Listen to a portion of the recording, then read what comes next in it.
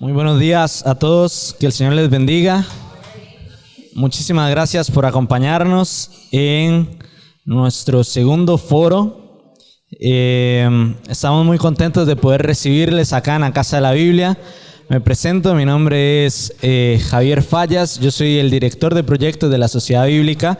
Y antes de iniciar quería leerles un pasaje que es clave para nosotros como Sociedad Bíblica y se encuentra en Isaías 40, versículo 8. Yo lo voy a leer en Reina Valera Contemporánea y dice así: si la hierba se seca y la flor se marchita, pero la palabra de nuestro Dios permanece para siempre. La palabra de Dios va a permanecer, no importa el tiempo, no importa las circunstancias, no importa las realidades, su palabra siempre va a permanecer. Y eso lo creemos firmemente y es por eso que hacemos todo este tipo de espacios para fomentar la lectura de la palabra del Señor. Si gusta, me acompañan a orar para dar arranque.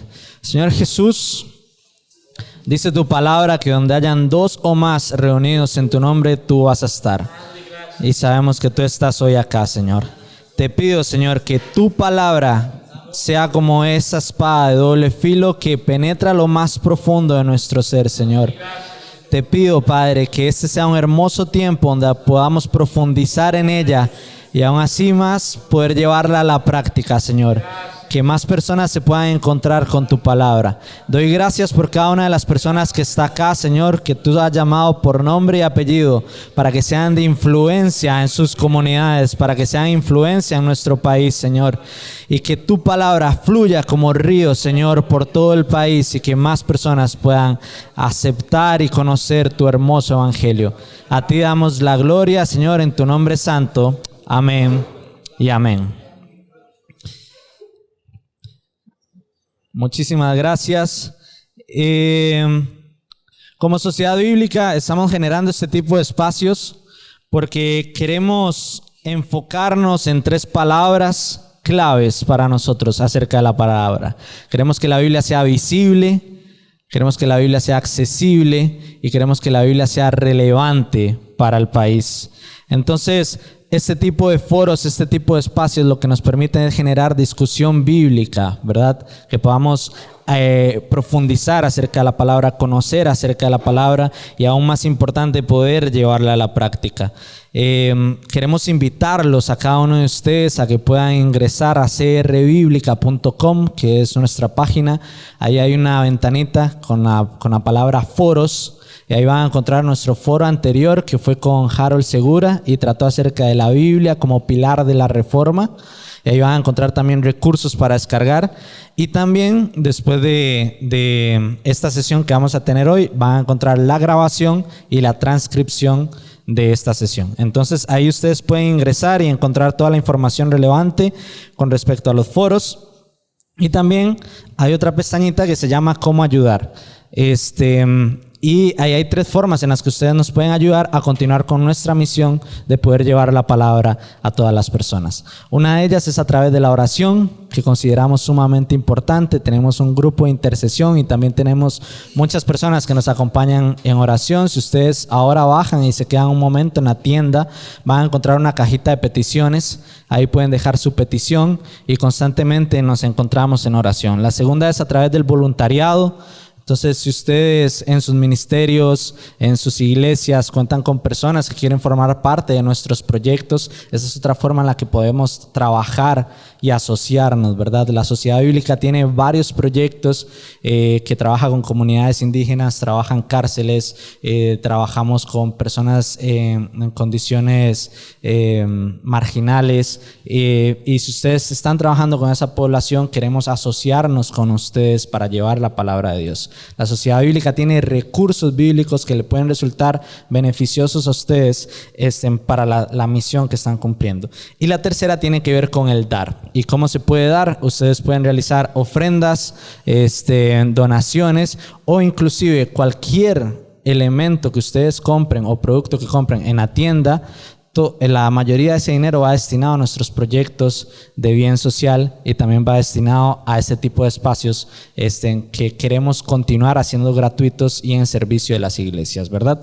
Entonces estas son 3 formas en las que ustedes pueden colaborar a nosotros, pueden ayudar a la Sociedad Bíblica a que sigamos llevando el mensaje a más personas. Así que invitarles a que puedan pasar a nuestra tienda, invitarles a que puedan visitar nuestro sitio web para encontrar toda la información.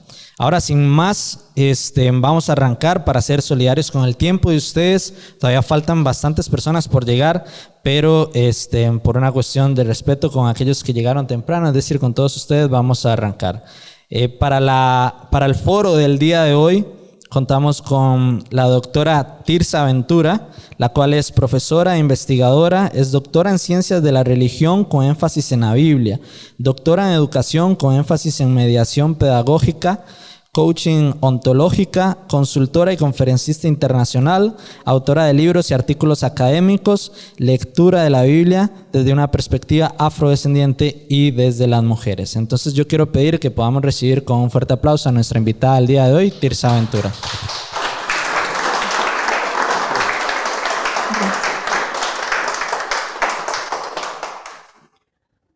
Gracias. Muy buenos días a todos, a todas. Es un honor estar aquí con ustedes y espero que sea para cada uno de ustedes, pero principalmente de mucho provecho para nuestras comunidades, ¿no? Para nuestras familias, para nuestros pueblos, ¿no?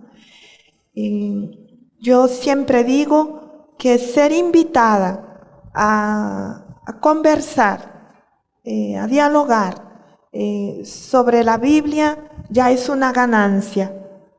Pero esta ganancia, desde mi experiencia, ser invitado o ser invitada a conversar, a reflexionar sobre los salmos, es una ganancia exponencial. Porque los salmos nos invitan no solamente a pensar en nosotros y en nuestra relación con Dios, sino principalmente a pensar en nuestras propias vidas. De tal forma que hablar de los salmos no es solamente orar o aprendernos los salmos que están en la Biblia, sino sobre todo es una invitación a pensar en nuestras vidas y en cómo esas vidas están siendo vividas. Es en ese sentido que yo digo que hablar de los salmos no solamente es razón, sino también emoción. Es pensar en cómo nos sentimos, en cómo pensamos cuando pensamos, en cómo estamos en nuestras propias vidas. De tal forma que se vuelve un desafío hablar de los salmos, conversar sobre los salmos. Y es esa la invitación que yo quiero hacerles en este momento, a que pensemos en nuestras vidas, porque es a lo que los salmos nos llaman. Porque es desde ahí que vamos a tener la capacidad de hablar con Dios, hablar con Dios. Cuando estamos con los pies puestos en nuestras vidas concretas, nuestras realidades cotidianas, en el vivir, simplemente vivir cotidiano, prestar atención a ese, desde dónde estoy pensando en los salmos, es eso lo que se nos pide, ¿no? A pensar en nuestras propias vidas. Entonces voy a hacer una invitación a que pensemos, ¿no? ¿Desde dónde estamos hoy, en este momento, invitándonos a nosotros mismos, permitiéndonos disfrutar de este espacio, desde qué realidades concretas de nuestras vidas, desde qué emociones en este momento estamos permitiéndonos estar aquí. Habiendo pensado eso, habiendo sentido desde dónde estamos, entonces me voy a permitir invitarle a que disfrutemos sobre los salmos en los tiempos de hoy.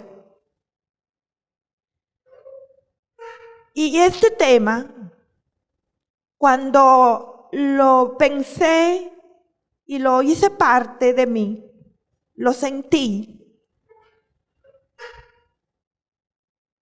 quiere ser una propuesta para pensar no tanto en nuevos salmos, sino en el significado de los salmos bíblicos para los tiempos actuales. ¿Cuál es el lugar que tienen los salmos en los tiempos? ¿Cómo comprenderlos? Desde esa vida en la que hemos pensado antes, desde esas emociones en las que hemos pensado antes. Por eso me atrevo a afirmar con otros autores y autoras, ¿no? Que reflexionan, que estudian los salmos, me atrevo a afirmar que vista desde hoy, la verdad de los salmos aparece como una verdad en camino, con distinta pureza, conforme a los diversos tiempos. O dicen otros que afirman que en diferentes ocasiones los salmos son de todos los tiempos. Y por eso a veces es difícil de ubicarlos en un tiempo concreto, porque es como si hacen parte de ese fluir de la vida, de estos tiempos y de otros tiempos anteriores a nosotros. Mientras el mensaje profético se expresa como palabra de Dios hacia la persona en sus decires, escucha, pueblo mío, así dice el Señor. El contenido de los salmos, que podemos decir que son conversaciones con Dios y por lo tanto oraciones, ¿no? Como se llaman, presenta la palabra humana dirigiéndose a Dios. Por eso es tan diversa. Por eso es tan diferente. Por eso no es nunca una palabra igual. Porque las emociones son diferentes dependiendo desde dónde estamos. Sintiendo la vida, ¿no? Sintiendo el fluir de la vida. Por eso los salmos en la Biblia son de todos los tipos.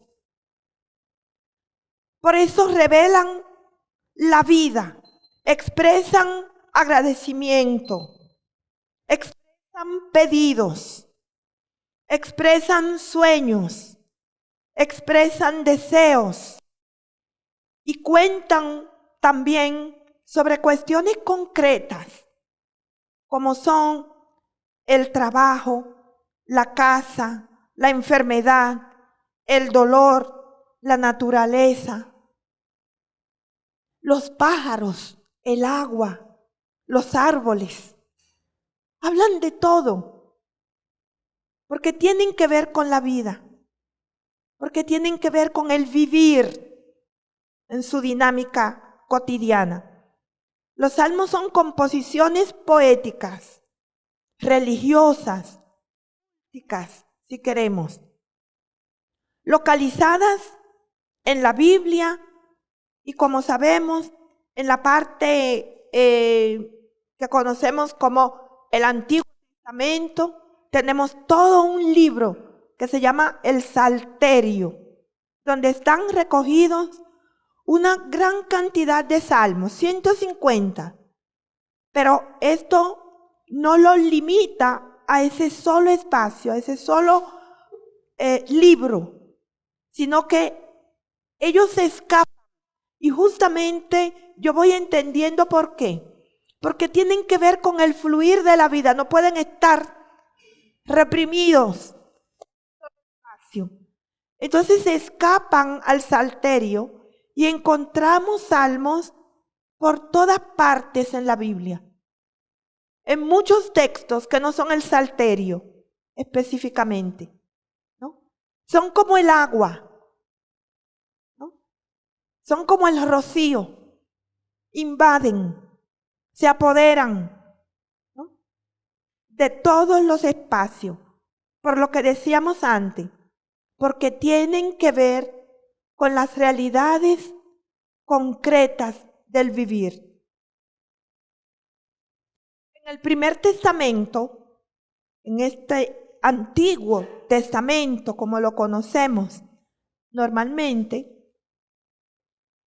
este libro, el Salterio, está ubicado en una parte muy especial.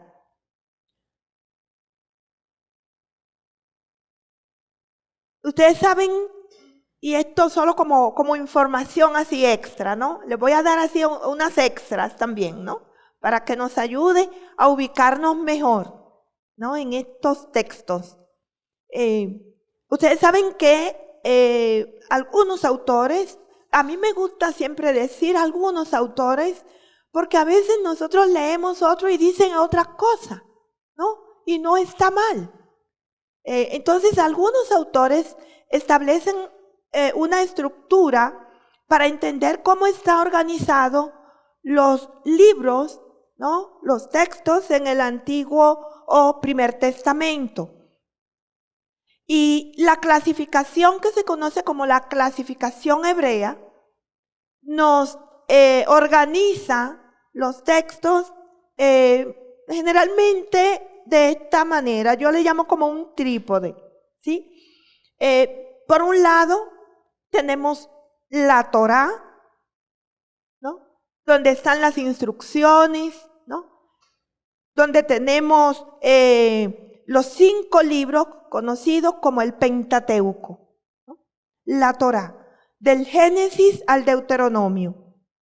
Luego tenemos los libros conocidos con el término de Ketubim, que si lo traducimos serían los escritos, entre los que encontramos ahí justamente los salmos, ¿no?, como en el corazón, ¿no?, de ese trípode. Entre los que encontramos también los proverbios, el libro de Job, Ruth, Cantares, Eclesiastés.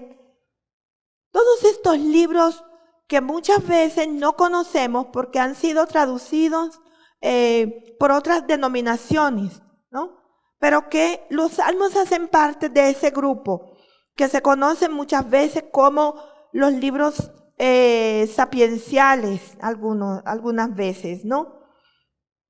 Y en ese grupo están también libros como los de Esdras, Nehemías, Primera y Segunda de Crónicas. Todos se agrupan en estos Ketubim, escritos. Ahí están los salmos. Y finalmente tenemos los Neviim o los profetas, ¿no?, divididos también, ¿no?, como ya sabemos, en profetas mayores, profetas menores, profetas anteriores y así sucesivamente, que estoy segura ustedes dominan bien todo esto. Pero solo para que entendamos dónde estamos ubicados como salterio, como libro, ¿no?, en los escritos, en los Ketubim. Como decíamos, esa agrupación de salmos, puede pasar, cuenta con unos 150 salmos, ¿no?, desde el número 1 hasta el 150. Y Y esos 150 salmos tienen su historia, ¿no? Cada uno de ellos. Y nosotros hoy queremos invitar a leer y a reflexionar una de esas tantas historias, porque todos no lo podemos hacer. Y nos vamos a concentrar en un grupo de salmos, porque dentro de ese salterio hay grupos, ¿no? Entonces nos vamos a concentrar en un grupo. Y dentro de ese grupo en un salmo, ¿no? Para que ustedes vean cómo va concretizándose, ¿no? Nosotros nos vamos a concentrar en lo que conocemos como los salmos de subida. Salmos de subida. Fíjense, yo digo en portugués, a veces cuando lo pronunciamos en portugués se entiende mejor. Subida, subir, eso, ¿no? Y porque suena como subida, como vida. Y yo digo, pero es que son de subida y de su vida al mismo tiempo. Son un grupo de salmos que inician en el Salmo 120 y va hasta el Salmo 132. 15 salmos, ¿no? Y que tienen una característica que les une. Por eso se agrupan en esos conocidos salmos de su vida, ¿no? Utilizados para subir al templo de Jerusalén. Eran utilizados en su momento. Por eso se llaman de su vida. O salmos de peregrinación, ¿no? Salmos de peregrinación. Salmos de caminata, ¿no? De caminar, ¿no? De caminar, de subir hasta el templo. Por eso se conocen. Dentro de ese grupo, nosotros nos vamos a concentrar en un salmito que se conoce con el número 127. Salmo 127, un pequeñísimo salmo. Y es a ese salmo que queremos enfocarnos sobre lo que yo lo que he llamado, pasa por favor anterior a esa, aquí, el Salmo 127. Y miren cómo le he colocado. Vamos a dormir un poquito para ver qué hacer. Y esto, ¿de dónde lo saco? ¿Por qué le pongo ese título a este salmo? Parece gracioso, ¿verdad? Está bonito, está bonito, ¿sí? Vamos a dormir un poquito para ver qué hacer. Y me da la impresión que tiene que ver con el contenido que nos trae este salmo. Ahora sí pasamos al salmo como hasta aquí. La traducción que estoy usando, ¿no? Es una traducción que yo le llamo muy especial, muy al estilo Tirsa, como decía Javi. Javi creo que fue que presentó. Como decía Javi, muy al estilo Tirsa. Es que mi nombre también es María Cristina, ¿no? Pero en familia me llaman Tirsa. Entonces, muy a estilo Tirsa este título, ¿no? Que le he puesto a este salmo. Porque me di cuenta que este salmo tiene que ver realmente con una situación concreta de la vida del grupo de personas que está entonando o que lo está rezando. Y vamos a ver por qué. La traducción, me dejé ayudar desde el hebreo, ¿no? Desde el original hebreo, pero también de diferentes traducciones, ¿no? Reina Valera, la de Sheker, otras traducciones, ¿no? Y la que yo iba intuyendo al leer el hebreo. De tal forma que sale esto, ¿no? Que muchas veces no necesariamente tiene las palabras exactas como tienen nuestras traducciones, pero quiero decirle que no está traicionando el hebreo. No me estoy inventando palabras, ¿no? Sino que estoy escogiendo dentro de todas las posibilidades de los términos que en hebreo ofrece el Salmo, ¿no? Esto para que sepamos que estamos realmente con algo que fue producto de un estudio, producto de reflexiones intensas, de investigaciones intensas, pero principalmente, vamos a ver si ustedes adivinan, ¿producto de qué? Parece de algo que yo insistí al inicio. Yo digo producto de estudio, producto de investigaciones, de reflexiones, pero principalmente producto de qué? De una experiencia de vida. De experiencia de vida. Y de otras tantas personas, ¿no? Para decirle, entonces, en concreto, que cuando leemos los salmos, o yo diría, cualquier texto de la Biblia, tenemos que leerlo desde la pregunta, ¿desde dónde estoy leyendo este texto? ¿Ya? Y ahí está la vida. No la puedo dejar de lado. ¿Ya? Entonces, esto resultó. Canto de las subidas para Salomón, dice el Salmo. Si Yahvé no construye la casa, en vano fatigan los que la construyen. Si Yahvé no guarda la ciudad, en vano vigila el guarda.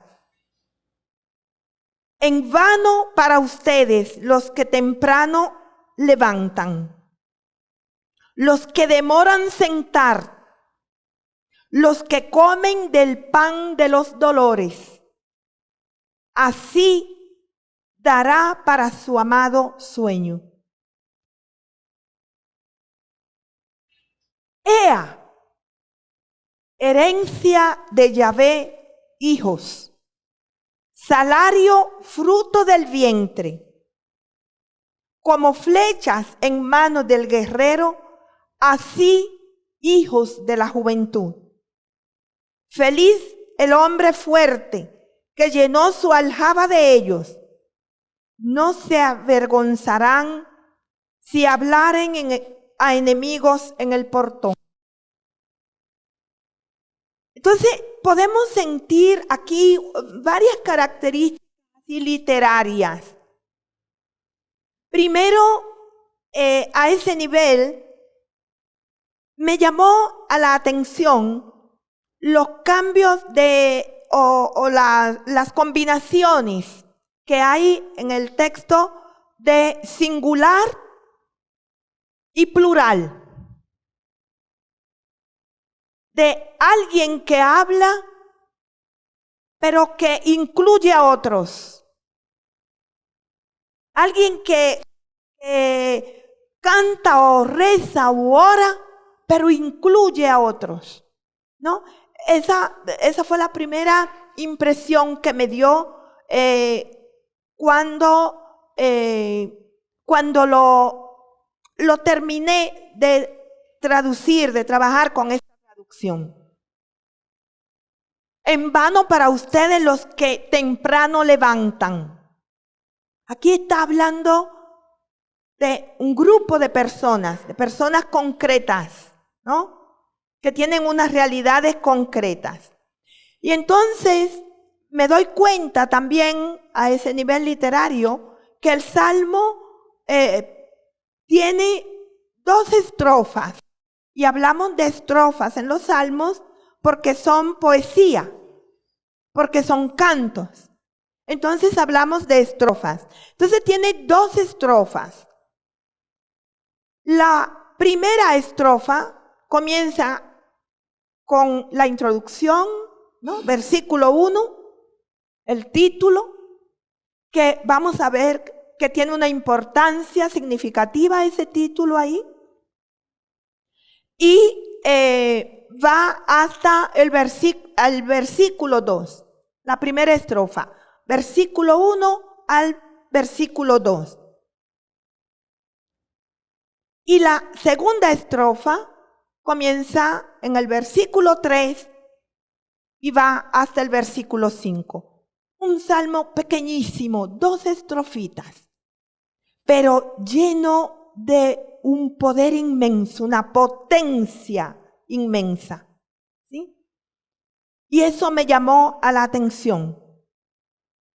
Esta segunda estrofa, vamos a ver más adelante, está marcada por una partícula que cuando en hebreo yo la veo en la Biblia, en cualquier texto, yo le caigo atrás.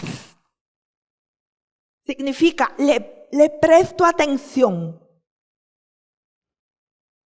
Una partícula tan pequeñita que puede pasar desapercibida.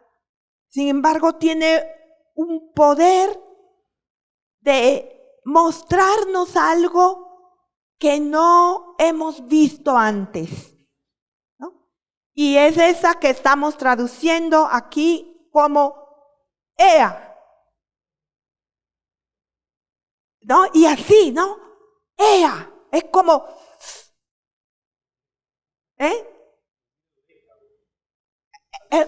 Eureka, eso, ¿no? ¡Wow! Ya lo tengo, ¿no? Es una partícula con una fuerza que realmente emociona, ¿no? Emociona. Entonces tenemos algunos términos clave aquí, ¿no? Si podemos pasar. Algunos términos clave, ¿no? Después del título, yo observo que el Salmo inicia con la repetición de 2 frases. Desde el punto de vista gramatical literario, son 2 frases condicionales, ¿no? Si Yahvé no hace esto, de nada sirve. Si Yahvé no hace lo otro, de nada sirve, ¿no? Entonces, 2 frases condicionales donde aparecen repetidos los términos en vano, ¿no? O chaf, en vano, vacío. Y aparecen los sustantivos casa y ciudad o aldea. Entonces, para mí son importantes estos términos, ¿no? Término en vano, término casa, ciudad o aldea. Tradicionalmente, este salmo se ha leído diciendo que este término se refiere a templo. Y encontramos muchas interpretaciones que acaban ahí.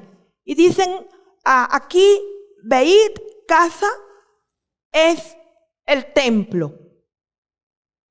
Entonces yo me quedé pensando, yo creo que cuando lo terminamos en el templo es fácil. Esto tiene un significado más allá del templo. Y quise quedarme con el término original,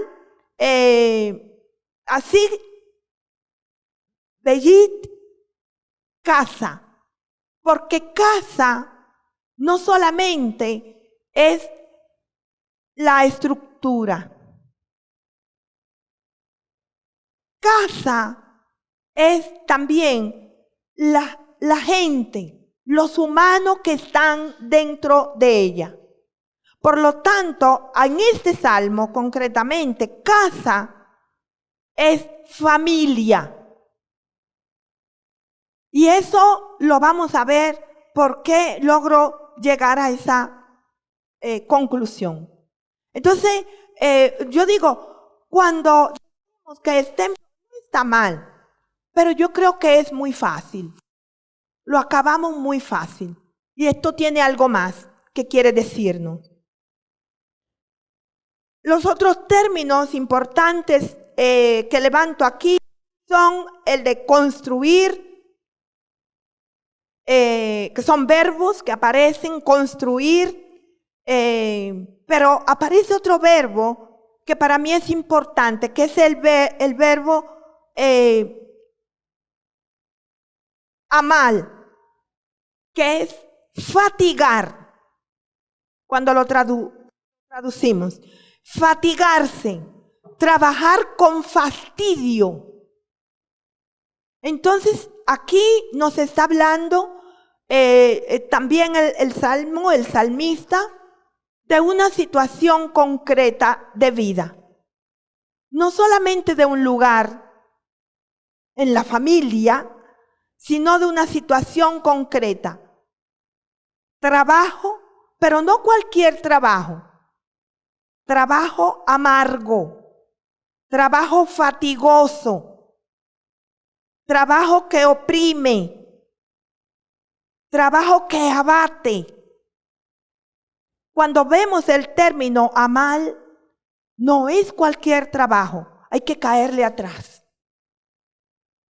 Y ahora con ese término me di cuenta por qué el salmo está dedicado a Salomón. Fíjense que vamos haciendo una lectura donde vamos y regresamos, ¿no? Para ir buscando posibles explicaciones al uso de los diferentes términos que están en el Salmo, ¿ya? Y entonces recuerdo la figura de Salomón. Y aquí les voy a pedir disculpas porque nosotros estamos acostumbrados a entender o hablar de Salomón como ¿quién? ¿Quién es Salomón? El rey sabio, ¿no? El rey sabio. ¿Y qué más? ¿Cómo consideramos a ese rey sabio?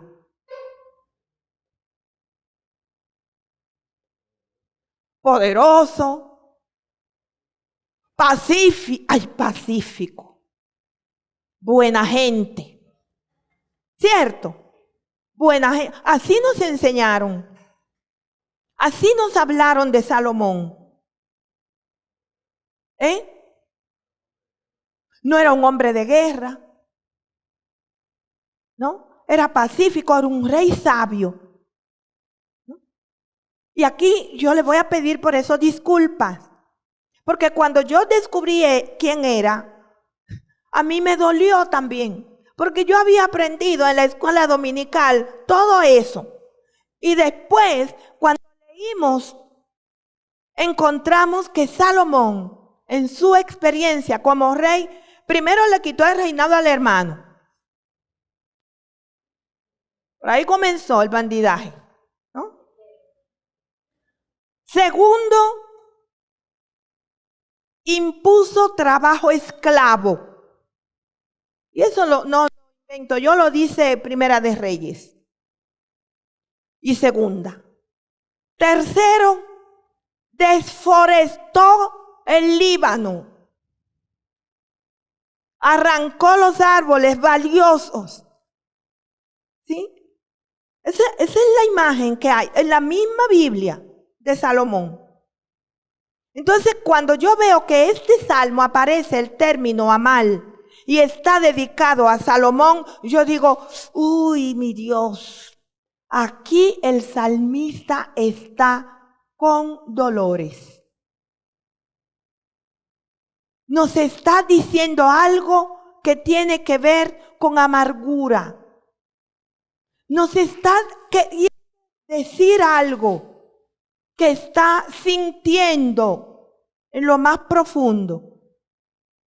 Y por eso lo eleva como oración. Bueno, la estrofa, la primera, cierra con una afirmación que comienza con el adverbio así, ¿no? Así mismo, se puede traducir también. En esta afirmación se destaca que así dará sueño o descanso. Así termina la primera estrofa. Es como una frase de esperanza. A pesar de los dolores, porque también está el término dolor.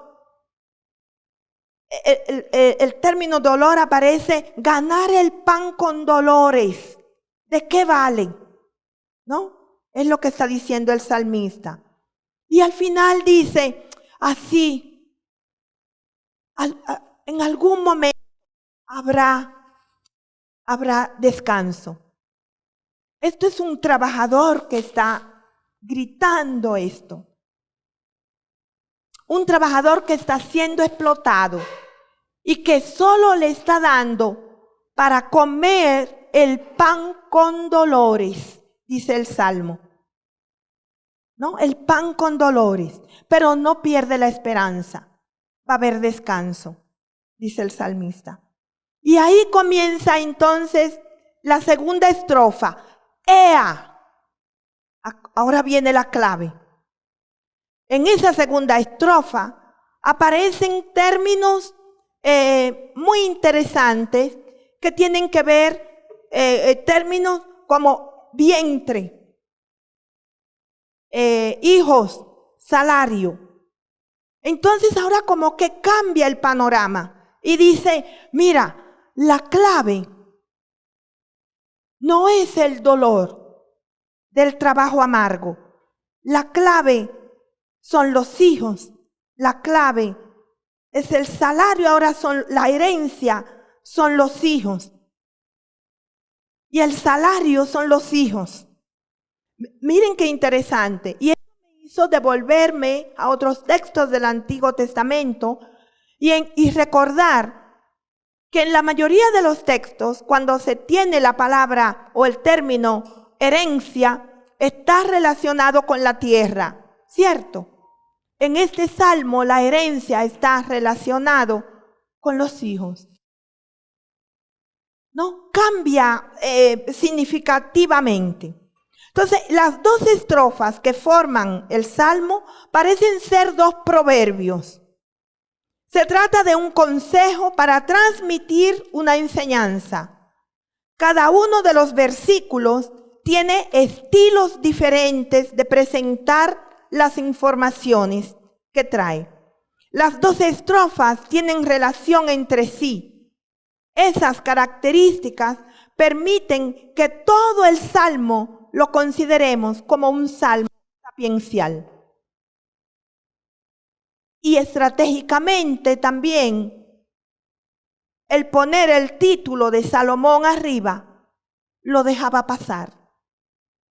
Entonces no es tonto, ¿no? Lo relaciona con Salomón, ¿no? Pero es un salmo sapiencial que quiere decirnos lo que hay detrás de Salomón también. Entonces es muy audaz, ¿no? Este salmista. En la primera estrofa, los versículos del 1 al 2, el poeta hace una denuncia en forma de enseñanza. Se vale de dos frases que expresan condiciones de la vida concreta. Explican que es en vano construir la casa, la familia y vigilar la ciudad, cuidar la ciudad, si Yahvé no es quien hace esto. Pero esto no significa que está diciendo que es Yahvé el que va a hacer. Lo que está diciendo es que en la situación de amargura donde está, Yahvé no está. Dios no está. Ahí la denuncia. No es alguien que está rezando para que sea Dios que haga como si fuera algo mágico. No, está diciendo, cuando hay amargura, cuando yo tengo que conseguir el trabajo y el pan con dolores, Dios no está. Hay que transformar la situación para que Dios esté presente. Para poder sentir que Dios está. Y en este sentido, el Salmo es súper poderoso. Los esfuerzos de los humanos son inútiles solamente cuando hay dolores, cuando hay hambre, cuando no hay pan. Cuando Dios está, hay pan, no hay dolores. Eso es lo que está afirmando el salmista. Entonces, cuando nos sentimos en situaciones de opresión, hay que decir, hay que salir de esto. Dios no está aquí. Y ese impulso del Espíritu de Dios nos va a hacer salir de esas situaciones, ¿no? En el versículo 2 viene a ser una explicación del versículo 1. Entonces por eso esa estrofa está compacta. El versículo 1 y 2 están unidos, amarrados. En la segunda estrofa conecta con la primera, como decíamos, con ese ea. Ya lo tengo. Hay una propuesta que tenemos que activar. Tenemos que cambiar el formato de vida. Lo importante no es morir de hambre hasta la saciedad, dejando de construir las relaciones, la familia, el cuidado.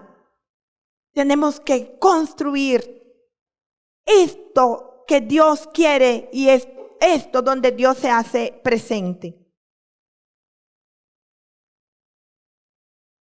En la primera estrofa, sin Yahvé, el trabajo es fatiga y el pan es dolor. En la segunda, la herencia de Yahvé son los hijos y el salario es fruto del vientre. Pero eso únicamente posible si hay descanso. De ese modo, las dos estrofas están en relación constante. Y el versículo 5 que cierra responde al versículo 1, afirmando que la felicidad de la familia viene con el fruto del vientre. Se puede pensar entonces que la denuncia contra el trabajo es porque se trata de un trabajo que es esclavo, que no da ni siquiera pan para vivir. Dios solo puede entenderse presente si el esfuerzo humano no es inútil. No es si el esfuerzo humano no es opresión. Si el esfuerzo humano no quita el sueño. Este tipo de sabiduría claramente encontrada en otros textos parecida, como en Proverbios, por ejemplo, Proverbios 10, o como en Coelet o Eclesiástico, que es un texto, digamos que para algunas de las tradiciones no lo leemos, pero que a mí me gustaría permitirme compartirle lo que dice hasta el final, el texto de Coelet, para que captemos esta sabiduría que encarna el Salmo. Dice Eclesiastés, capítulo 2, versículos 22 al 26. Pues, ¿qué gana el hombre con todos sus esfuerzos y con tanto preocuparse y afanarse bajo el sol? Todos sus días están plagados de sufrimientos y tareas frustrantes. Ni siquiera de noche descansa su mente. Y también esto es vanidad. El salmista nuestro decía, y también esto es en vano. ¿Sí? Nada hay mejor para el hombre que comer, beber, llegar a disfrutar de sus afanes. He visto que también esto proviene de Dios. Es lo que está diciendo el salmista. Si no tenemos pero estos versículos muchas veces se leen como que no podemos, porque eso es para el desorden o para el vivir bien. No. Hemos hecho interpretaciones erradas de este disfrutar la vida. Es un llamado a las relaciones sanas, familiares, que no maltratan, que no ofenden, que no aniquilan, que no oprimen. A eso se refiere ese disfrutar la vida. Y dice el Coelet, igual que el salmista, cuando eso ocurre, Dios está presente. Porque ¿quién puede comer y alegrarse si no es por Dios? Esa es la clave. Entonces no se trata de fiesta, de roche, no se trata de relaciones distintas, ¿no? Relaciones distintas. Por eso, para ir finalizando, creo que ya estoy en la hora, ¿no?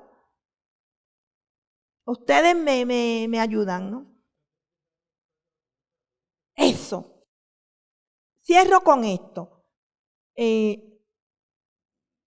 Yo digo que la propuesta, ¿no? Con este salmo, además de revelar la situación concreta que está viviendo el salmista, que están viviendo la gente en su momento, porque después vamos a ver, ¿no?, si salen las preguntas, los del contexto de este salmo. Además de revelar esa situación, se da nombre a lo cotidiano. Se trata de afirmar que hay una crisis en esta realidad del trabajo. Y hay una propuesta concreta de cómo salir de esa realidad de crisis, de esa realidad de opresión, que no deja descansar ni comer y que al mismo tiempo muestra que Dios está ausente. Es como decir, mira, Dios no está en esto hay que cambiarlo. Yo procuro que Dios esté. Para que Dios esté no puede haber esto. No, eso es lo que está diciendo. Entender este salmo desde el hoy nos exige cambiar entonces el concepto que muchas veces tenemos del trabajo. No se trata solamente de entender el trabajo como un ámbito de la economía, sino también desde el punto de vista antropológico de las relaciones. ¿Cómo están las relaciones? ¿Qué trabajo es este? ¿Y qué relaciones está apuntando? Si esas relaciones dan vida. Por eso el salmista los relaciona esto con los hijos. Muchas veces yo digo de manera equivocada, leído el salmo para decir, y hay muchas mujeres, por ejemplo, que han dicho, no me gusta ese salmo porque lo que mandan a las mujeres a tener hijos. Y yo digo, no. Este salmo lo que está diciendo es que las relaciones en la familia tienen que ser de cuidado. Y que la alternativa es, ante relaciones de opresión, relaciones de cuidado. Que, como dice el versículo 4, relaciones que puedan dar seguridad, relaciones que puedan cuidar a la ciudad. Y cuando eso pasa, ahí está Dios, cuando hay cuidado. Tiene que ver entonces con una propuesta de pasar de la muerte a la vida. ¿Y qué más simbólico que el vientre que da vida? Entonces esto es como un símbolo para decir, es la vida lo que hay que hacer, nacer, hacer proteger, es que hay que cuidar, ¿sí? Para que Dios pueda estar presente, para que podamos decir, ¡ea! Aquí está Dios.